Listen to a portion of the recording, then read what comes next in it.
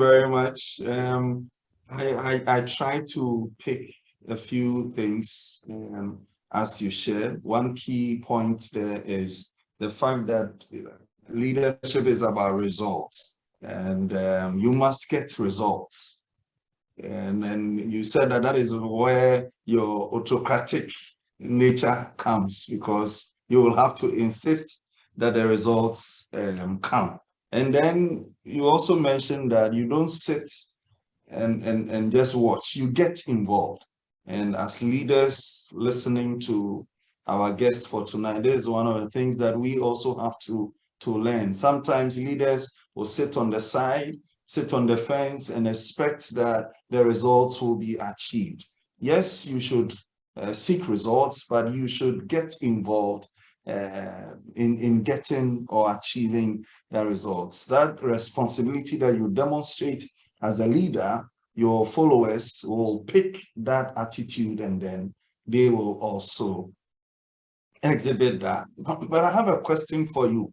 Now, autocratic kind of leadership and this attitude of getting results, many Ghanaians, we don't like it.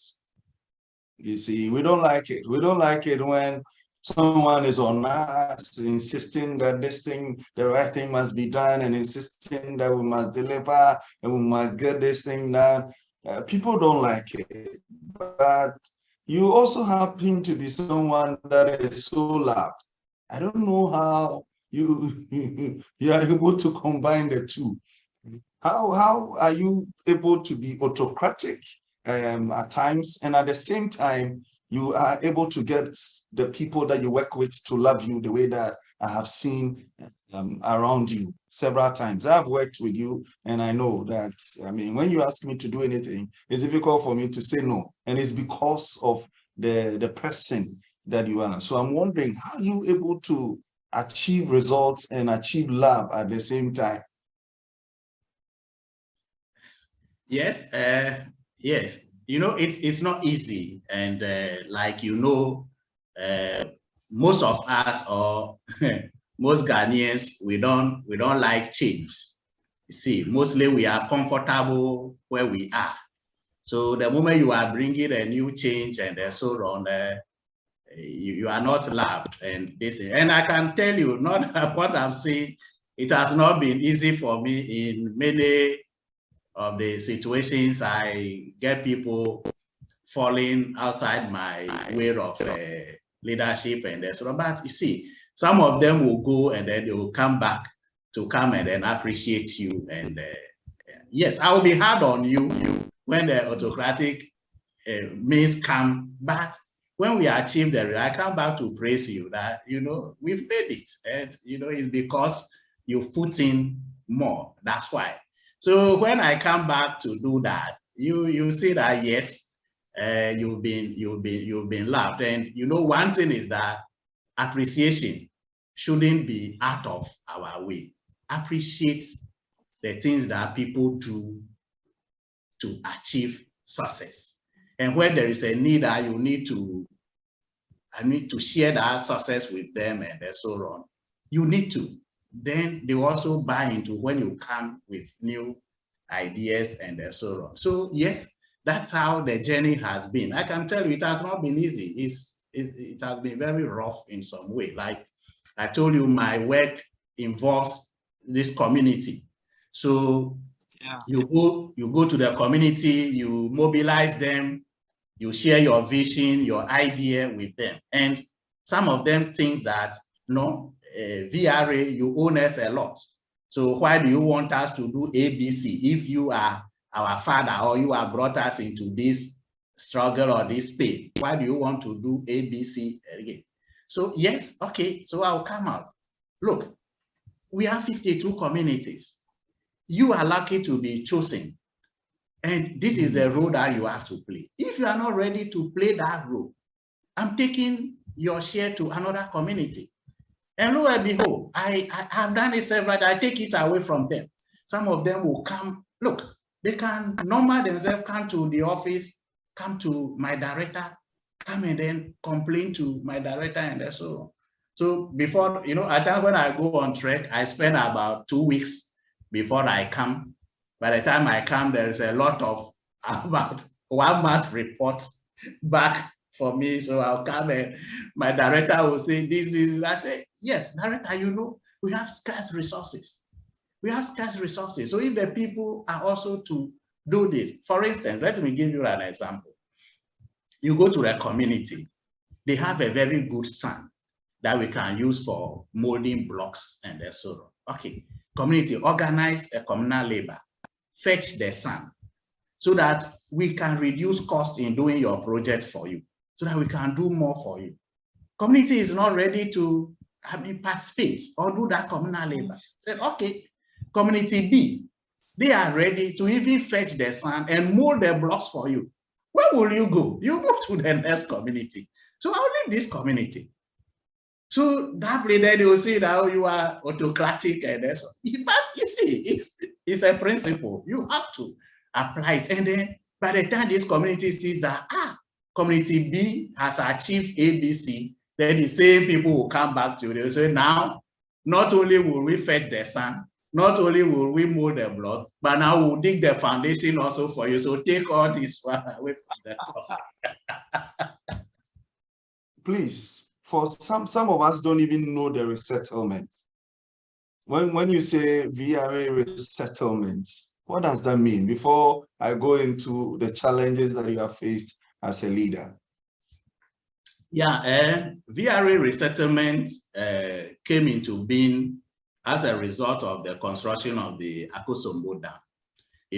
When the Nkrumah constructed the Akosombo Dam, so many communities were affected. During the construction, most people or the entire nation didn't envisage how devastating the dam is going to be. But after blocking the dam, look, by then it displaced over 80,000 people.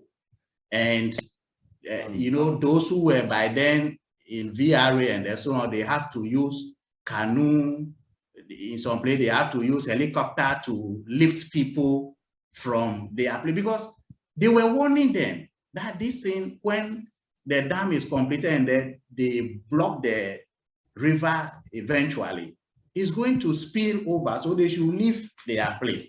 But like I told you from the days when we are in our comfort zones and so on, changing, we don't like it, we don't want to change, and this is so the same thing. The people failed to live where they were until when the disaster was coming. No, people lost their lives and so on. So the people who were evacuated and so on, they tried to put them in small townships and so on. So they grouped them. So they grouped them into 52 places. So we call them townships. And so some places you go, they put about 4 or 5 different tribes together. You go to a community, you have the Ewe people, you have the Krobo, you have the Northerners, and then you have the Akan people. Like that. So most of our communities is only one community where they are all one tribe. Apart from that, about 50 or 51, they are different tribes, 2, 3, 4 tribes put together in the. So they are townships on their own. So Nkrumah had a very good. VRA supports them. VRA supports them, yes, with an annual grant, which we manage every year. They support until recently we were autonomous on our own.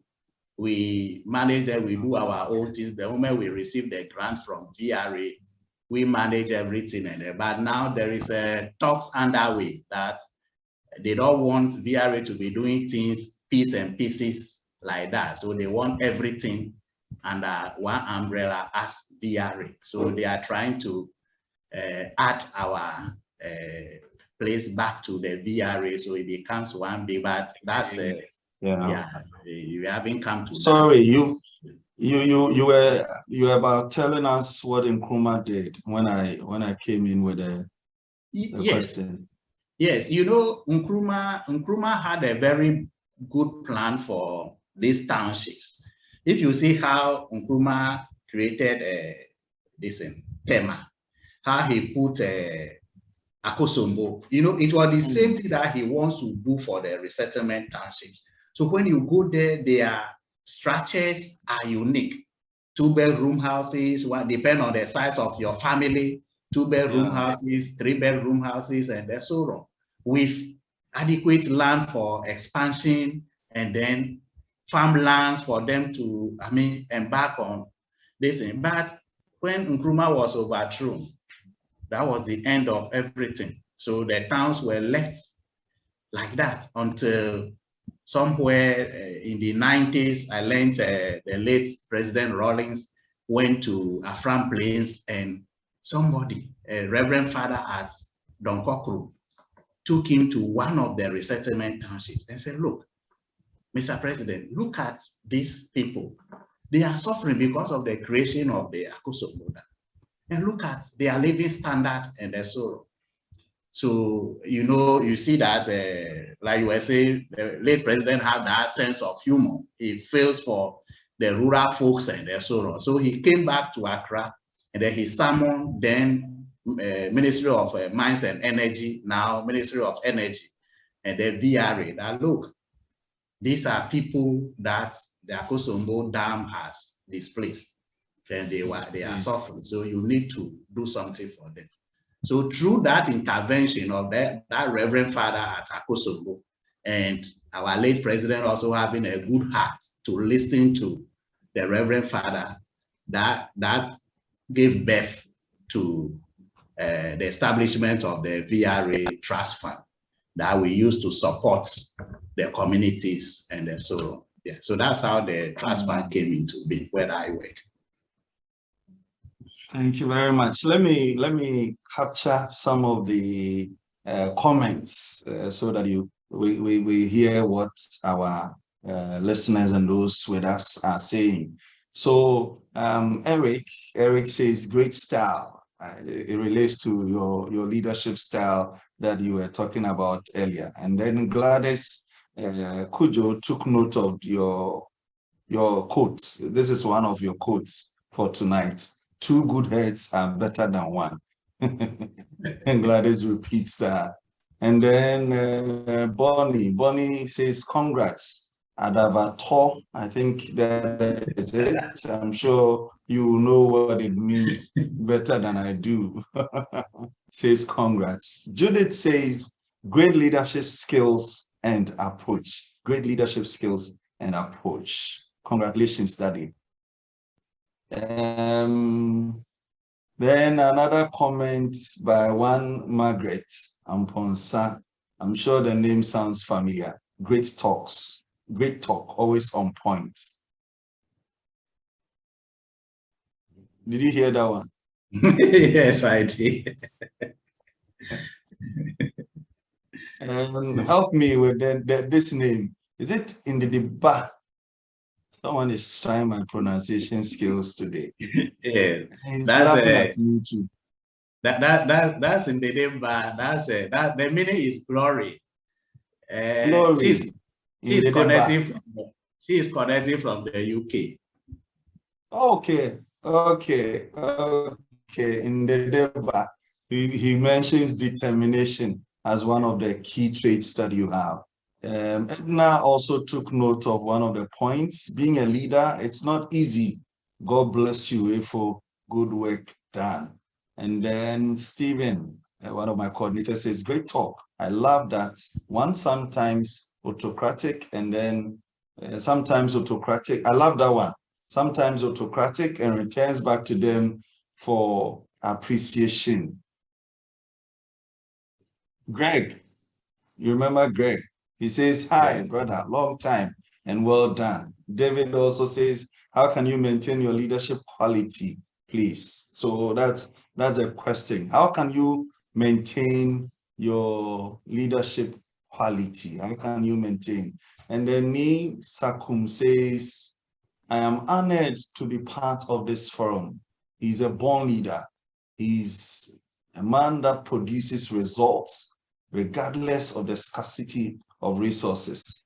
God richly bless you and your family. And then Kwame says, kudos, brilliant delivery. James says, keep soaring. Your great servant is listening to you with rapt attention. With rapt attention. Erikwa also has a question. How do you deal with anxiety? How do you deal with anxiety? Normally in life, it's normal to feel a little apprehension when you want to start a business. How did you overcome anxiety, especially starting private or even the corporate world? How have you dealt with anxiety? So note that one down. Yeah, sure. Let me make, Akwe has a comment here. When you mentioned the name as one of your group members, I'm sure that is a person.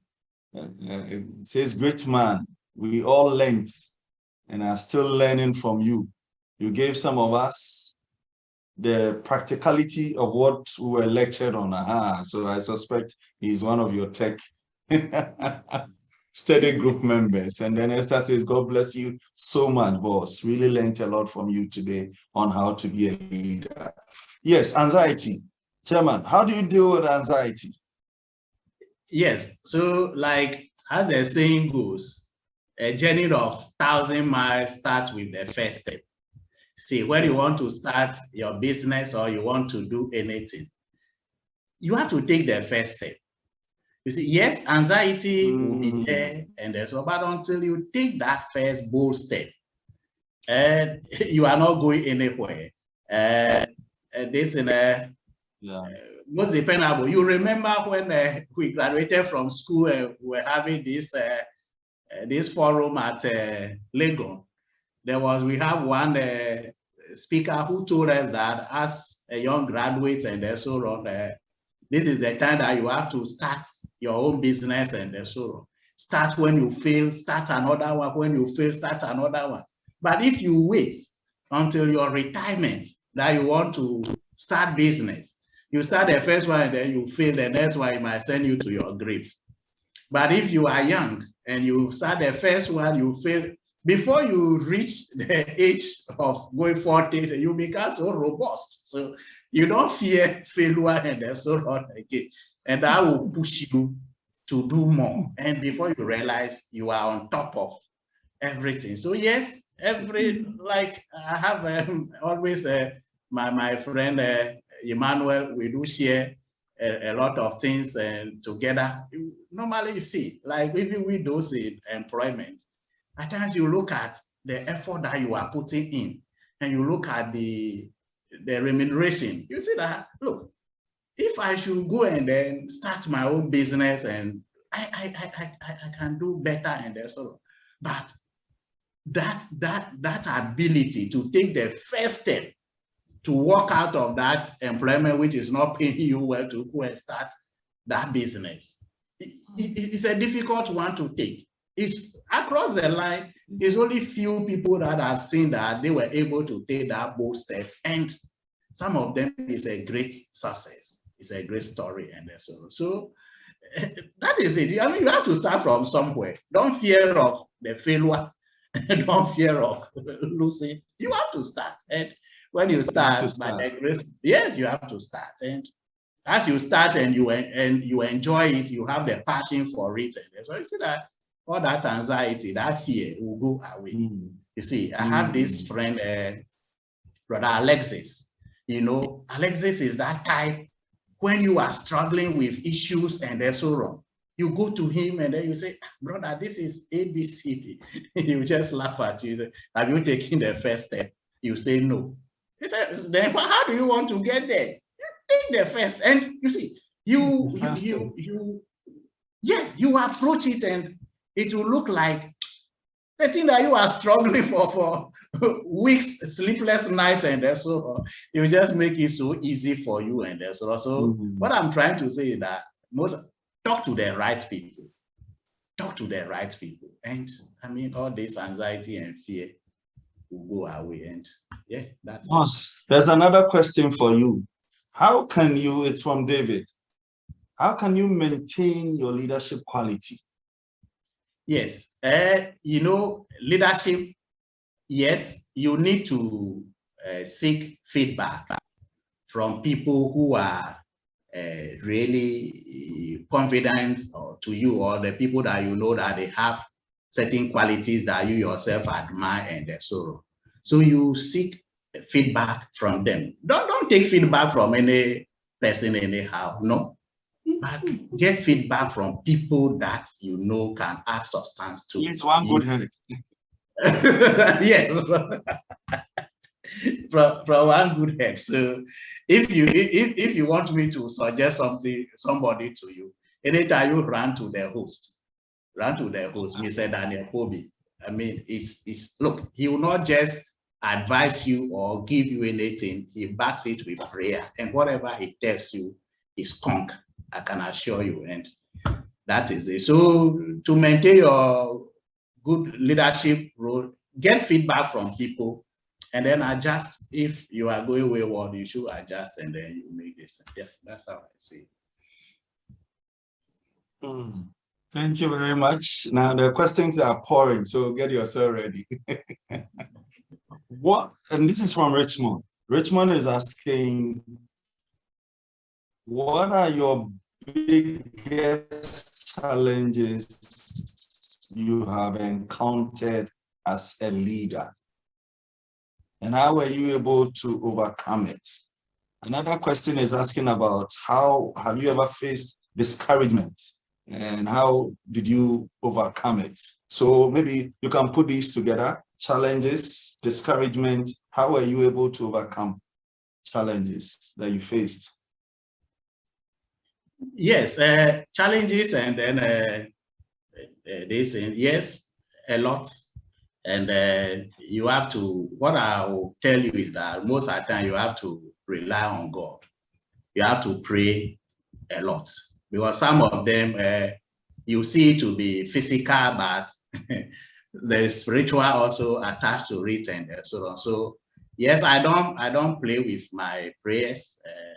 I try my best always to be praying into issues and so on.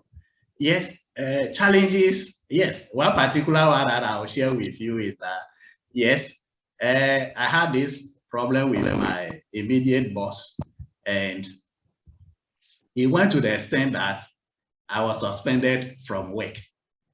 I was suspended with my salary and everything. And later on, they called me back. So yes, when they called me back, I walked into my director's office and I told her, it was a woman, I told her that, look, forget about all that has happened and so on. You still have my support. And she was surprised because she thought I was going to react seriously to what she did, because it wasn't my fault. She knew it very well, but she also didn't see well, maybe she didn't envisage the end result, what would have come.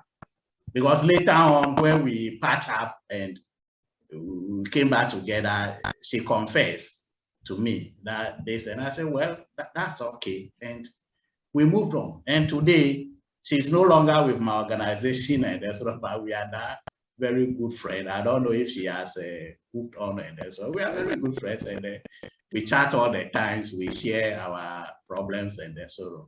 So yeah, you need to have a good heart, and then you need to, I mean, let certain things go. Yes, let certain things go. If you, I mean, harbor too much hate, I mean, you are just killing yourself, because I remember one of, I had a problem with a certain man also in the line of my duty. And then the insults that the man rained on me, I can say that ever in my life, nobody has spoken like that to me before. He never put fear in me. And so I just put it to prayer. I pray about it. I even fasted. Then later on, I have conviction that I should leave it, I should let it go. And 4 years down the line, then the man came to apologize. I should let it go. He knows that he has offended me and I should forget and so on. I said, look, me, I've forgiven you long ago. The remaining is between you and your God. But if you have taken the steps today to come and apologize, so be it. We will leave it, and that's it. We move on. We became good friends, and so on again. So yes, challenges will come, but I mean, let it go. I mean, leave the remaining to God. That's how I see it. So there's a comment here from Bonnie. He says, yes, Adavator has a forgiving heart. I'm his colleague at the office. Okay, so he has seen firsthand some of the issues you are referring to. He's confirmed. So as you were asking of the share of the money, please contact him. He is our finance officer, so he will be able to keep me. He's a keeper of the purse. Okay, boss, we are storming your office. Today is Saturday, Monday.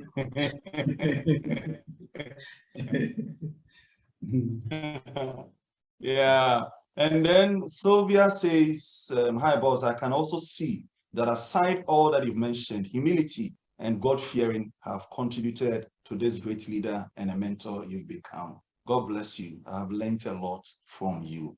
Thank you very much for that comment. Also, all right, so I'm sure someone is insisting that I should ask this question. Why do you show unconditional love to people, Mr. Tony? And he's insisting that I should ask you, for Christ's sake. David Okanse is asking the question. Oh, you heard the question. Why do you show unconditional love to people? You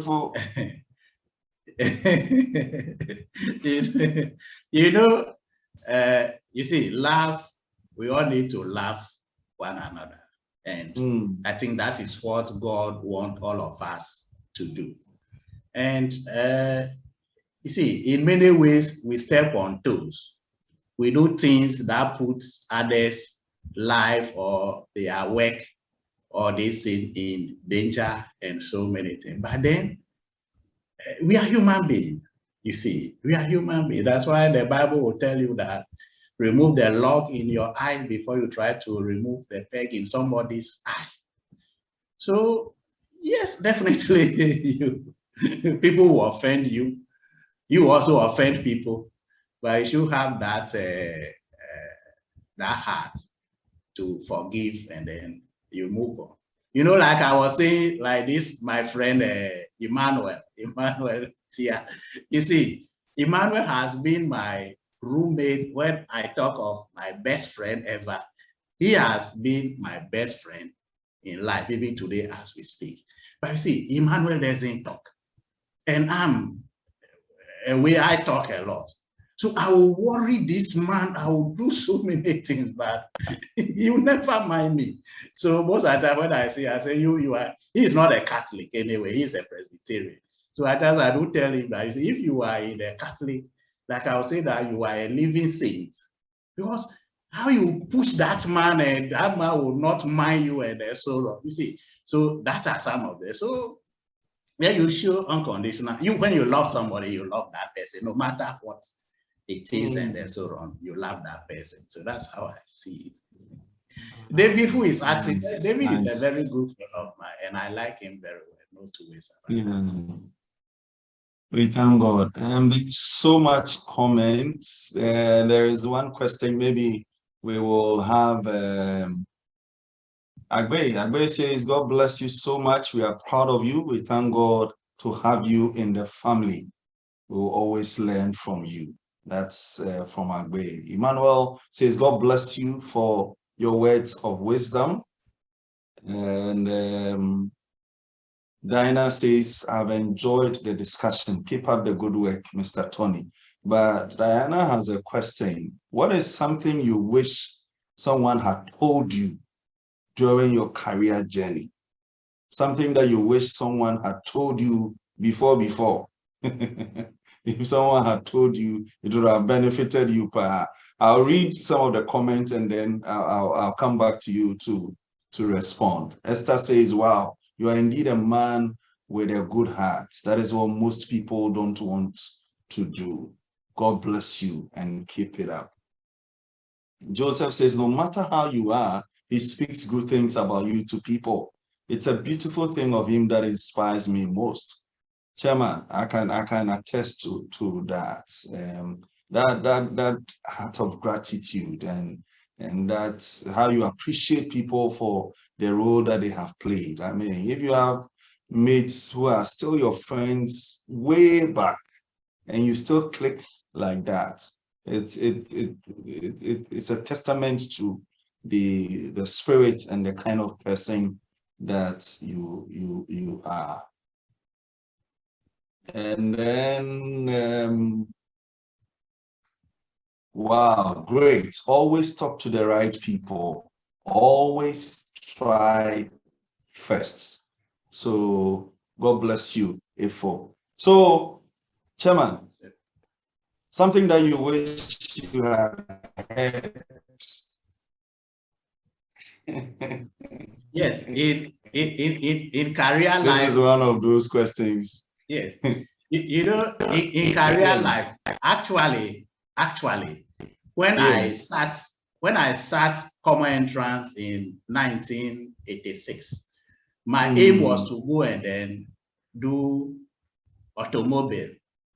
Okay. So during my admission, and the principal by then called my brother, and I told my brother that this your brother, this too tiny to lift car engines and so on. So he should go and so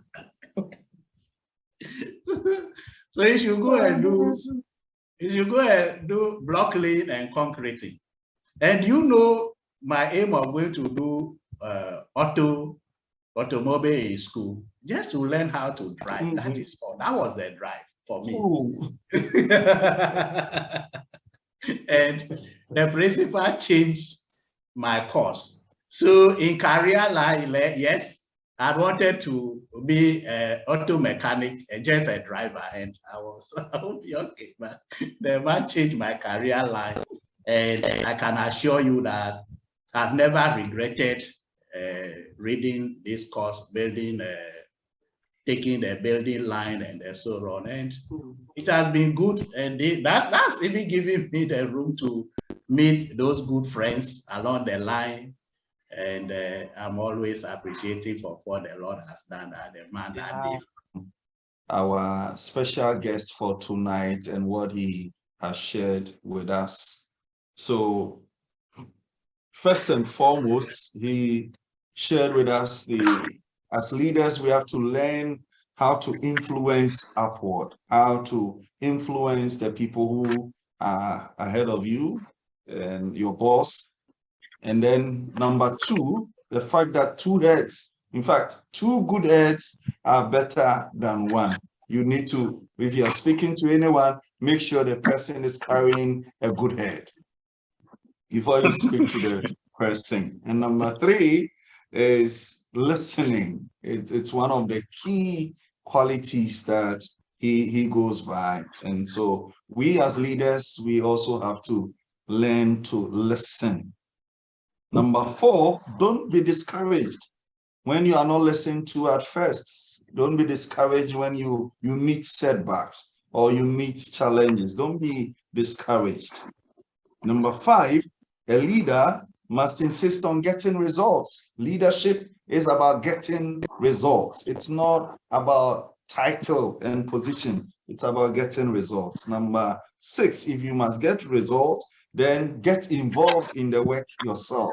As a leader, you need to get involved. Number seven is when there is success, learn to appreciate the things that people have done. If people have served you, played any role in your life and contributed to the success, be quick to appreciate, share the success with the people that have contributed to the success that you have achieved. That is 7. Number 8, talk to the right people. If you have any questions, get someone to talk to. Get feedback. That is number 9. Seek feedback from others. So number 8 is talk to the right people. If anything it's bothering your mind, if you have a mentor, if you have a coach, and I'm glad he referred to me. I'm one coach that you can talk to at a small fee. But talk to the right people. I'm believing God that I have a good hair so that you can talk to me.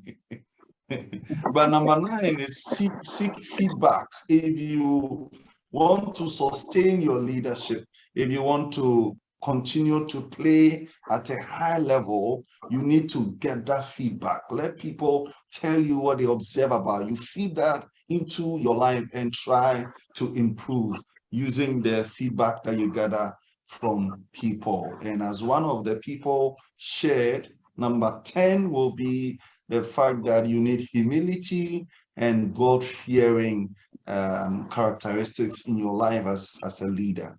It'll push you. It'll draw a lot of people to you. A lot of people will support you. A lot of people will love you if you are humble. A lot of people will share their resources with you if you yourself are humble to acknowledge them, as our guest has done. So these are 10 points that I have picked, and I have decided to share them with all of us. You can imagine all the comments, forgive me if I have to go through all the comments, and there are so many, but thank you all very much. So thank you all so much for your time, and a special thanks to Mr. Anthony Agblevor for making time and for sharing your life with us and all the experiences, your leadership, and all the tips that you have shared with us, all the nuggets that you have shared with us. We are so grateful. We also want to thank your family. Maybe, yeah. We want to thank your family. I can see the big boss himself, your right-hand man, just sitting right at your right hand and supporting with all the technical things and all that. Before we started, Wafi was there trying to fix things for you, and I'm sure the whole house, Natasha and Nora and all the people. And recently you gave one of your daughters out, so forgive.